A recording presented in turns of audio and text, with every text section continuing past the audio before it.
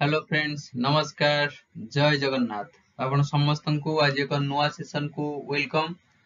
तो आज सेशन ने आमे डिस्कशन करिबा जे पुलिस एसआई रो एग्जाम टा पोस्टपोन हो जाईची। तो कोन केबे डेट थिला एवं नेक्स्ट डेट टा कोन केबे पोस्टपोन हेकरी हैला से रीडिंग कथा हवा। तो ए जो लेटर टे आपण माने देख परछंती एटा 19 अगस्त अर्थ आज रिलीज हेतिबा लेटर टे एटा आपण मानकर जो बारीपदा और मयूरभंज एसपी को पठा जाईची जे कोन पई ना कंबाइंड एग्जाम जो हबो पुलिस एग्जाम जोटा कि 21 एवं 22 सेप्टेम्बर रे कंडक्ट करा जिवो तार अरेंजमेंट पई पठा जाईची लेटर टे to the superintendent of police Baripada Mayurbhanj. Okay तो एथिरे आपण माने देखि परुथिबे जे कोन कुआ जाईची ना आपण मानकर जो पुलिस एसआई रे एग्जाम जोटा कुआ जाउथला जे 6 सेप्टेम्बर किंबा 6 एवं 7 रे हबार थिला परवर्ती समय कुआ जाउथला 13 एवं 14 रे ही पारे।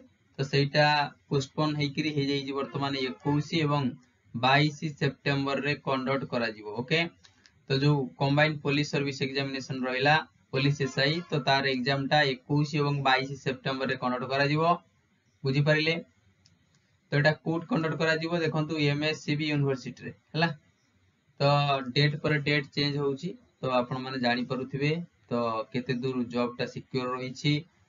तो कौन करवा तो आम चाहिए किसी कर ना डेट रे ही आमको एग्जाम देवा पड़ो मे भी ये डेट चेंज हो पारे कि नुह टेंटेटिव आसी तो ऑफिशियली एपर्यंत कौन आसीनी जे 21 कि 22 आसी हम बोली बुझीपार।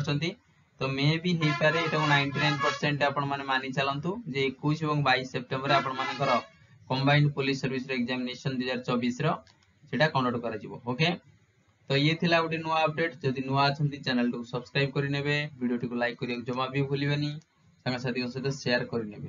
ओके तो पूर्व जो एग्जाम डेट थिला 6 सेप्टेम्बर 6 एवं 7 सेटा बदल के वर्तमान 21 और 22 सेप्टेम्बर हे गला। ओके